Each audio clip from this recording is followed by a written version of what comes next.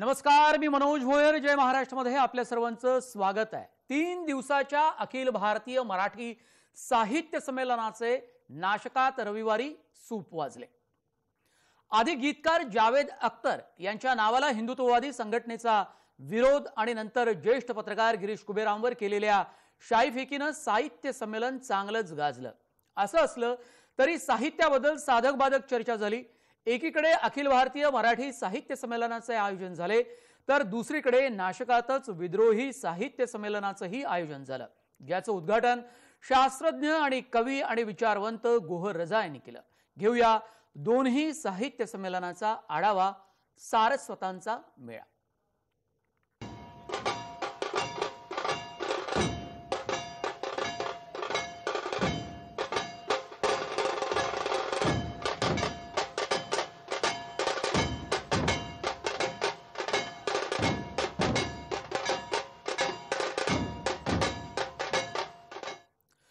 अखिल भारतीय मराठी साहित्य संमेलनाला नाशकात शुक्रवारी सकाळपासून सुरुवात झाली.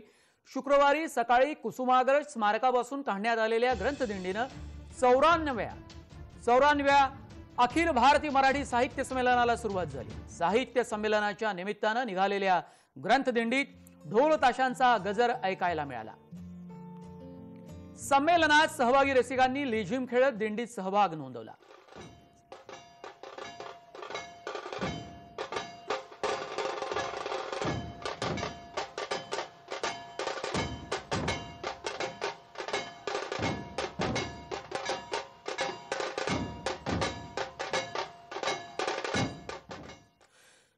चौऱ्याण्णव्या साहित्य संमेलनाचं उद्घाटन कादंबरीकार विश्वास पाटील यांच्या हस्ते पार पडलं.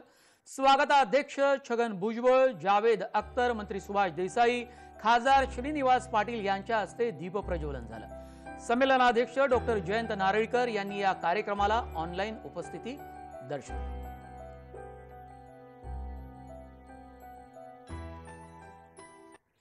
लोकशाही टिकण्यासाठी बंधनमुक्त नागरिकही हवेच. मराठीत 800 वर्षांपूर्वीपासूनच काव्य निर्मिती जनतेला जागवणारा साहित्यिक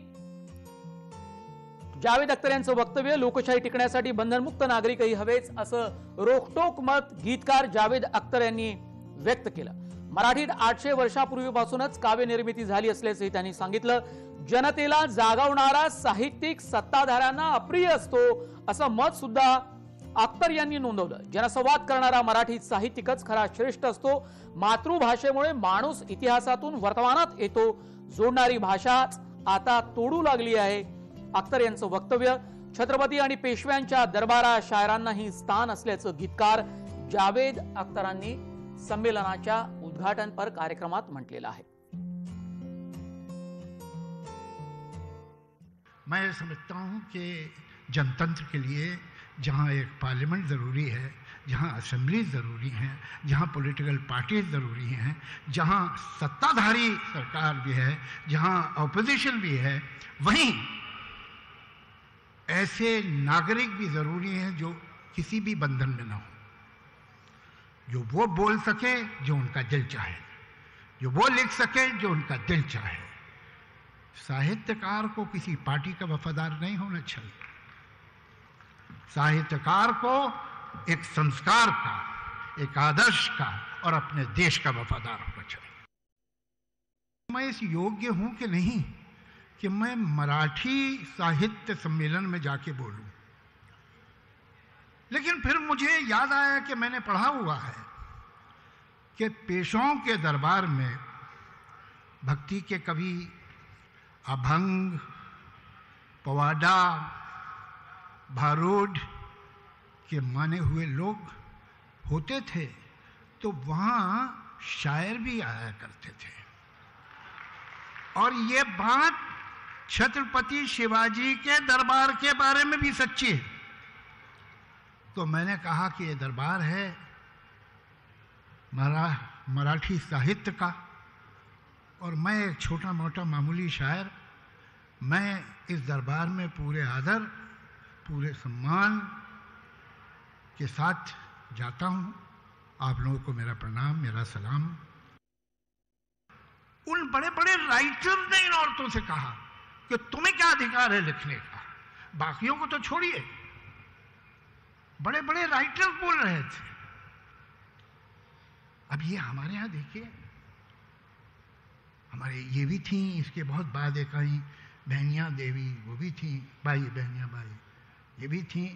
हमारी मीरा तो इनके 400 साल, 350 400 साल पहले हुई, लेकिन मुझे ध्यान नहीं है कि 800 बरस पहले सिवाय मराठी के हिंदुस्तान की किसी भाषा में कोई नॉन पोएटेस थी। साहित्याला राजाश्रय हवाच असं रोखटोक मत स्वागताध्यक्ष आणि मंत्री छगन भुजबळ यांनी व्यक्त केलं। साहित्य संमेलनाची आखणी करताना आपल्याला राजाश्रय हवाच असतो, शासनाने तो दिलाच पाहिजे असं माझं मत आहे। तुम्ही मंडळी राजकीय पार्श्वभूमी लक्षात घेऊन कथा कादंबऱ्या रचत असता। मराठी साहित्य संमेलनाचे उद्घाटक कादंबरीकार विश्वास पाटील यांनी आपल्या भाषणात कुसुमाग्रज म्हणजेच कविश्रेष्ठ विवा शिरवाडकर यांचा अफलातून किस्सा सांगितला। जगामध्ये सर्वात जास्तीत जास्त ज्या भाषा बोलल्या जातात आणि ज्या भाषेमध्ये लिहिलं जातं, अशा जगातल्या ज्या 10 भाषा आहेत, त्या भाषेमध्ये आमची माय मराठी आहे। आणि त्या माय मराठीचे आताचे शेक्सपियर म्हणून जर तुम्ही कोणाला विचारलं तर हाच महापुरुष आहे। हे पाहिल्यावर मात्र तिथल्या क्युरेटरनी त्या तळघरामध्ये गेले आणि शेक्सपियरची जी हस्तलिखित 25 वर्षे त्यांना कुणी हस्तस्पर्श केला नव्हता, ती तात्यासाहेबांच्या हातात दिली। तात्यासाहेबांनी त्याला हस्तस्पर्श केला, दर्शन घेतलं आणि तात्यासाहेब हिंदुस्थानामध्ये परत आले। ध्येय प्रेम आशा यांची होतसे का कधी पूर्ती, वेड्यापरी पूजतोया आम्ही भंगणाऱ्या मूर्ती, असं सुंदर काव्य लिहिणारे तात्यासाहेब आणि माझ्या नात्याचं मुख्य कारण म्हणजे पानिपत। तसं नाशिकला मी आता नव्हे गेली 35 वर्ष सांगतोय की नाशिक हे माझं अजंठा आणि वेरूळ आहे। अखिल भारतीय मराठी साहित्य संमेलनाचं खास आकर्षण ठरलं अभिजात मराठी साहित्य प्रदर्शनाचं दालन। या प्रदर्शनामध्ये मराठी साहित्य किती प्राचीन आहे आणि या भाषेला अभिजात दर्जा देण्याची आवश्यकता का आहे याचे पुरावे सादर करण्यात आले। या ठिकाणी येणारे मराठी जन हे राष्ट्रपतींना पत्र लिहून मराठीला अभिजात भाषेचा दर्जा देण्याची मागणी करतायत। नेमकं कसं होतं हे दालन पाहूया। या संमेलन नगरीमध्ये अभिजात मराठी भाषेचं दालन सुद्धा तयार करण्यात आलेलं आहे आणि या दालनामध्ये मराठी किती वर्षांपूर्वीचा आहे त्याचा अनेक दाखले देण्यात आलेले आहेत। अनेकांचे फोटोज इथे लावण्यात आलेले आहेत। खरं तर अनेक वर्षांची परंपरा मराठी भाषेला आहे, असं असताना सुद्धा मराठी भाषेला अभिजात भाषेचा दर्जा मिळाला नाही। त्यासाठी खरं तर हे दालन तयार करण्यात आलेलं आहे आणि इथे नागरिक आल्यानंतर हे सगळे पुरावे बघत आहेत। काका इथं आलात तुम्ही आणि हे सगळे पुरावे बघितलेले आहेत, काय वाटते तुम्हाला?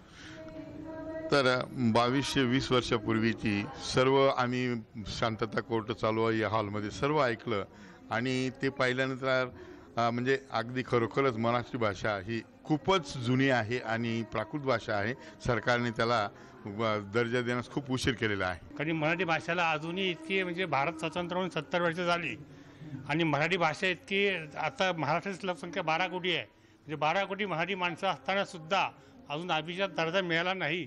आणि जर स्तुत उपक्रम केला, आधी मी फॉर्म भरला पहिल्यांदा आधी आणि कार्ड पाठवून दिलं की जेव्हा सगळ्या 12 कोटी लोकांनी हा फॉर्म भरावा आणि पत्र पाठवावं राष्ट्रपतींना, तेव्हा कुठे हे 12 कोटींना न्याय मिळेल असं मला वाटतंय।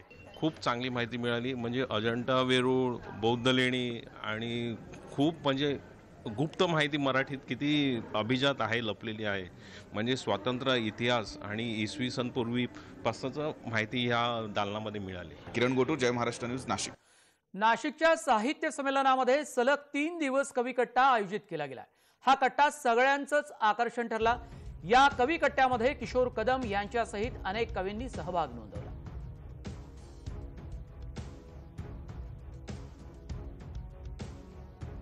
भेटलो होतो पहिल्यांदा संदीप ऐक, भेटलो होतो पहिल्यांदा प्रेमात पडलो होतो तेव्हा आपण स्वतंत्र होतो।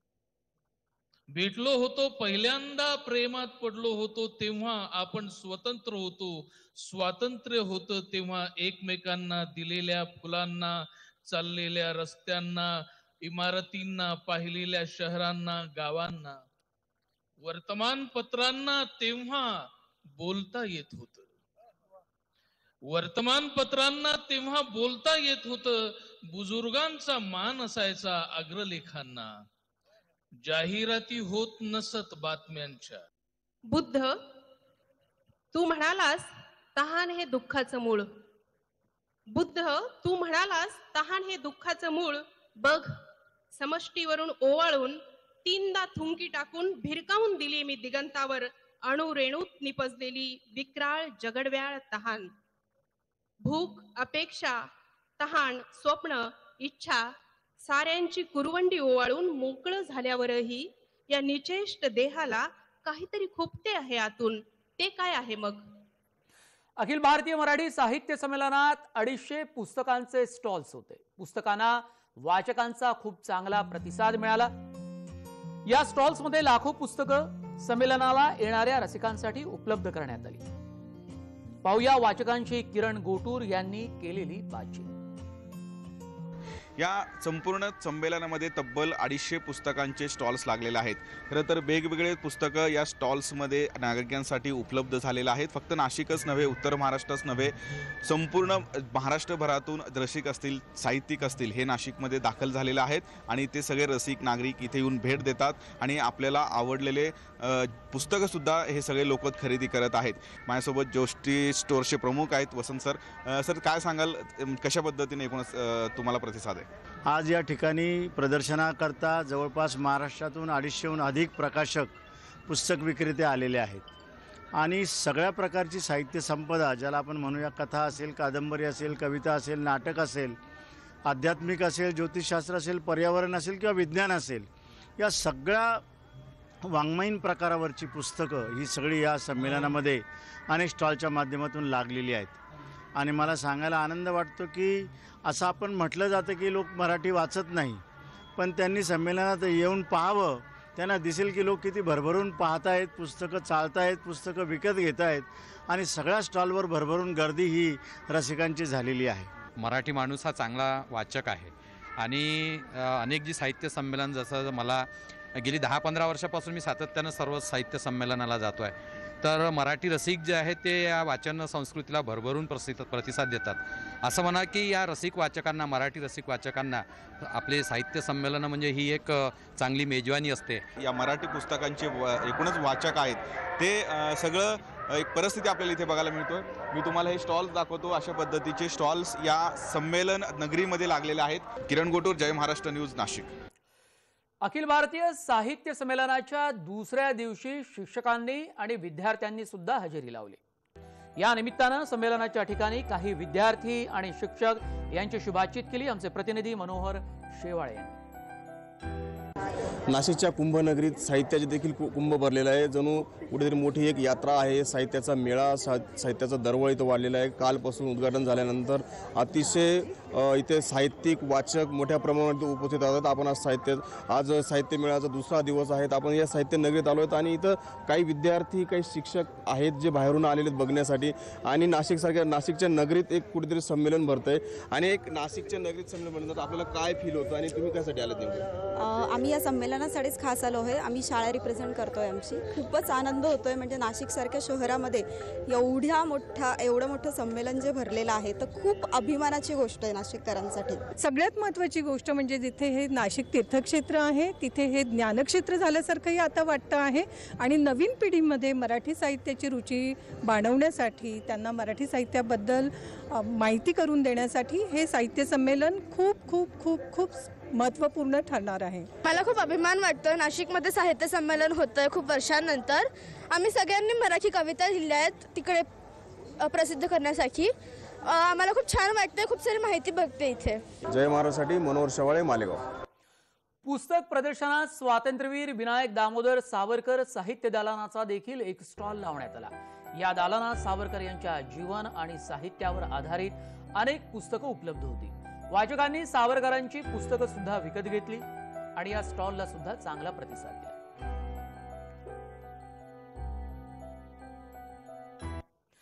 वेळ झाली एका छोट्या ब्रेकची, लगेचच परत येतोय. कुठे जाऊ नका, पाहत रहा माझ्यासोबत जय महाराष्ट्रचा विशेष कार्यक्रम साहित्याचा मेळा.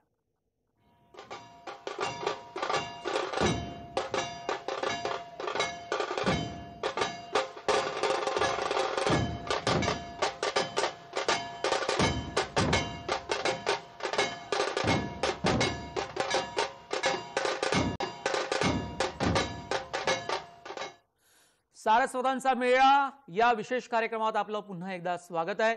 रविवारी नाशकात अखिल भारतीय मराठी साहित्य संमेलनाचं सूप वाजलं. कुसुमाग्रज नगरी हे नाव देण्यात आलं होतं. भुजबळ नॉलेज सिटी इथे मोठ्या दिमाखात समारोपाचा कार्यक्रम संपन्न झाला. या कार्यक्रमाला राष्ट्रवादी काँग्रेस पक्षाचे अध्यक्ष शरद पवार, मंत्री बाळासाहेब थोरात, ज्येष्ठ साहित्यिक नरेंद्र चपळगावकर यांची विशेष उपस्थिती होती. साहित्यिकांसह साहित्य रसिकांच्या उपस्थितीत नाशिकमध्ये सारस्वतांचा मेळा 3 दिवस चालला. या साहित्य संमेलनाच्या समारोपाच्या वेळी 95व्या साहित्य संमेलनाचं ठिकाणी ठरलं. 95 मराठी साहित्य संमेलन लातूर जिल्ह्यातील उदगीरमध्ये पार पडणार आहे. या समारोपीय कार्यक्रमातले मान्यवरांची भाषणं सुद्धा तितकीच लक्षवेधी ठरली जितकी उद्घाटनाच्या कार्यक्रमात ठरली होती. स्वातंत्र्यवीर सावरकर यांचं स्वातंत्र्यासाठी योगदान या संबंधीची चर्चाच होऊ शकत नाही. त्यांनी केलेला त्याग या संबंधीची चर्चाच आपण करू शकत नाही. त्यांनी स्वातंत्र्याची चेतना ही शेवटच्या माणसाच्या भरून भेटवण्याच्यासाठी जे प्रभावी केलेलं लिखाण आहे ते लिखाण अजरामर अशा प्रकारचं लिखाण आहे. मराठी भाषा ते कधी विसरू शकत नाही. मागच्या मार्चमध्ये ज्या वेळेला होणार होतं त्याच वेळेला त्या सभा मंडपाला आणि परिसराला कुसुमाग्रज नगरी असं नाव द्यायचं त्याच वेळेला ठरलं होतं.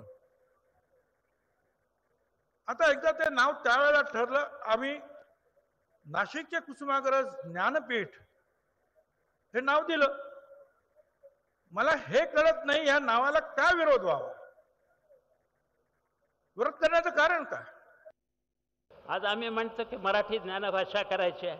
आता ज्ञानभाषा करायची तर फक्त मराठीत माध्यम केलं तर ज्ञानभाषा होत नसते.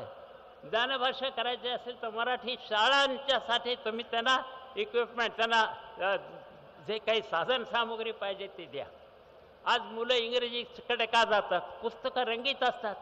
शाळेच्या मध्ये ते काही शिकवत नाही तर ज्यांना शिकवत, पण टाय वगैरे कसा घालावा ते ह्याचं एक उत्तम शिक्षण आणि त्या मुलाच्या मध्ये एक भावना अशी निर्माण होते की आपण इतर समाजापेक्षा श्रेष्ठ. कुसुमाग्रजांचं योगदान याची सुद्धा आपण कधी तडजोड करू शकत. आणि वाद कशासाठी? स्वातंत्र्यवीर यांचं एक आग्रह वेगळं व्यक्तिमत्व होतं. नाशकात अखिल भारतीय साहित्य संमेलन सुरू असतानाच विद्रोही मराठी साहित्य संमेलनाचं देखील आयोजन केलं गेलं. ज्येष्ठ शास्त्रज्ञ, कवी आणि विचारवंत डॉक्टर गोहर रजा यांच्या हस्ते संमेलनाचं उद्घाटन झालं. उद्घाटनाच्या भाषणातच रजा यांनी केंद्रातील सत्ताधाऱ्यांवर तोफ डागली. विद्रोही साहित्यिकांनी वेळीच आपली जबाबदारी ओळखावी असं आवाहन देखील त्यांनी केलं.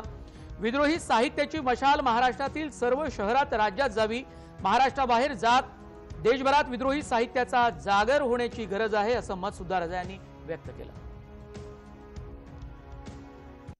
एक ऐसा ख्वाब होता है जो समाज को जकड़ करके रखने का ख्वाब होता है. एक ऐसा ख्वाब होता है जिसमें मुनाफे की होड़ होती है, जिसमें 1% लोगों के पास देश का 90% या इंसानियत का 90% असासा होता है, उसकी दौलत होती है. और दूसरी तरफ वो ख्वाब हमेशा होता है जो ख्वाब इस ढांचे को तोड़ने का ख्वाब, जो बराबरी का ख्वाब, जो हर इंसान को, हर भूखे को रोटी खिलाने का ख्वाब होता है. उस देश का प्राइम मिनिस्टर कह रहा है जो क्लेम करता है कि इस देश के अंदर सबसे बड़ी पावर है हम साइंस एंड टेक्नोलॉजी के लोगों. ये उस देश का प्राइम मिनिस्टर कह रहा है जो देश आगे बढ़ के उन्नति के रास्ते पर सिर्फ साइंस को चुनना चाहा। उस प्रधानमंत्री के इतने एंटी साइंटिफिक जुमलों को सुन करके ताली बजाएं और किसी एक की भी हिम्मत ना हो उस ऑडियंस के अंदर कि कहे तुम क्या बेकार की बात। फूले, सावित्रीबाई और फातिमा शेख ने वो ख्वाब ना देखा होता तो क्या बदलाव आता, क्या हम यहां बैठे होते? अगर भगत सिंह ने आजादी का ख्वाब ना देखा होता और उस जैसे हजारों लाखों लोगों ने वो आजादी का ख्वाब नहीं देखा होता तो क्या ये देश आजाद हुआ? शेतकरी आंदोलनातील ज्येष्ठ पंजाबी लेखक सुखदेव सिंग सिरसा यांचा सत्कार विद्रोही मंचाच्या वतीनं करण्यात आला। सुखदेव सिंग सिरसा दिल्लीच्या शेतकरी आंदोलनाचे त्यांनी नेतृत्वही केलं आहे। त्यांची 6 पुस्तकं प्रकाशित झाली आहेत आणि त्यांनी संपादित केलेली 13 पुस्तकं अनुवादित झाली। इंडिया प्रोग्रेस रायटर असोसिएशनचे ते अध्यक्ष सुद्धा आहेत।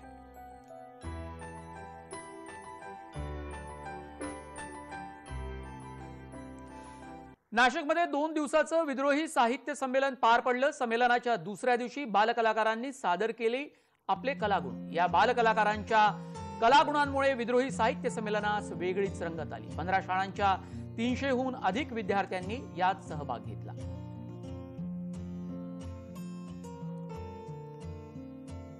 प्रत्येक क्षेत्रात थोडं बहुत का होईना परिवर्तन व्हावं असं ह्या मंडळींचा हेतू आहे आणि मी अध्यक्ष आहे तो गोव्यातून आयात केलेला अध्यक्ष आहे। त्यामुळे मी परखडपणे बोलणार आहे। साहित्य संमेलनाला जत्रा म्हणणं हे मूर्खपणाचं लक्षण आहे। महात्मा फुलांच्या पत्रावरती हे साहित्य संमेलन होतंय।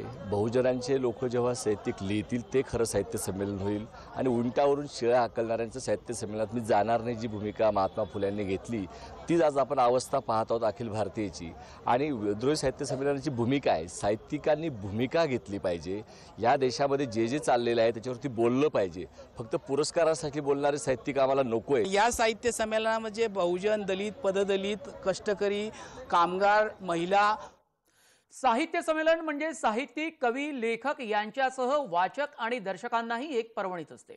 नाशिक येथील विद्रोही साहित्य संमेलनामध्येही वाचकांसाठी अनेक स्टॉलवर वेगवेगळी पुस्तकं उपलब्ध झाली। या संदर्भातले काही दृश्य पाहूया।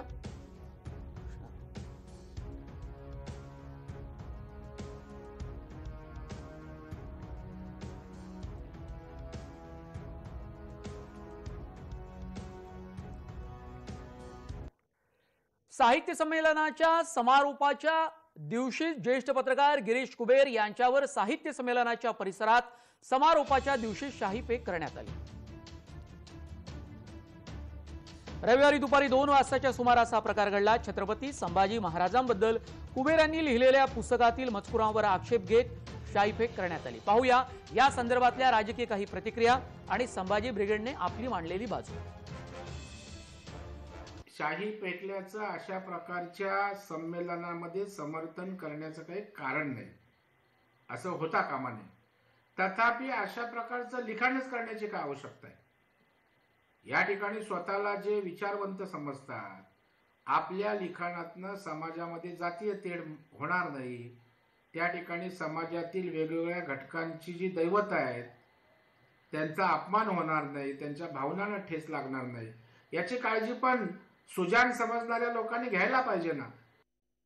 साहित्यिक संभाजीराजे एवढे मोठे साहित्यिक असताना ज्या मराठी साहित्य संमेलनाला ज्या बोलवून त्याची बदनामी करता, जे आम्ही कसा अपमान सहन करू? छत्रपती संभाजी महाराज ज्यांचं उभं जग दखल घेतं त्याच्यावर ही असले दोन तीन काळे तोंडाचे येतात, काहीतरी 2 पुस्तकं 2 रेगा खरडतात, त्यांची विटंबना करतात। त्यांना कोण अधिकार दिला? मुंबईत पण त्यांना कोण विचारायचं नाही का? आमच्यावरच गुन्हे दाखल करतो उलट धमकी दिली। त्यांना कोण विचारायचं नाही का? यांना आम्हाला अधिकार नाही का? आम्ही ह्या मातृभूमीत जन्मलो नाही का?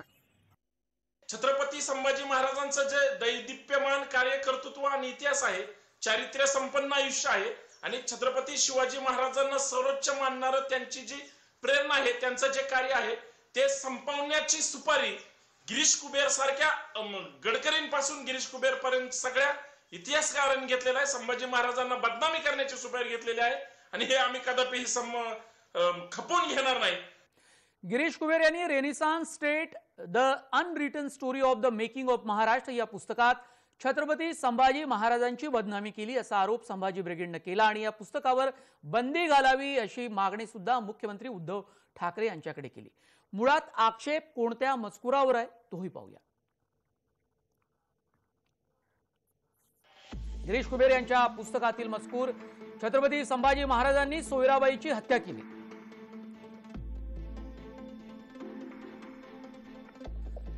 छत्रपती संभाजी महाराजांनी छत्रपती शिवाजी महाराजांच्या पत्नी सोयराबाई यांच्याशी निष्ठा असणाऱ्यांनाही ठार केले। त्यातील काही जण छत्रपती शिवाजी महाराजांच्या अष्टप्रधान मंडळातील होते। त्यामुळे छत्रपती शिवाजी महाराजांनी तयार केलेली चांगली फळी नष्ट झाली। हा कुबेरांच्या पुस्तकातला मजकूर आहे। याची किंमत नंतर छत्रपती संभाजी महाराजांना मोजावी लागली असा आशय या गिरीश कुबेरांच्या पुस्तकातला, ज्यावर आक्षेप नोंदवण्यात आला। वेळ झाली आमच्या विशेष कार्यक्रमात इथेच थांबण्याची। ताज्या बातम्यांसाठी आपण पाहत रहा फक्त जय महाराष्ट्र।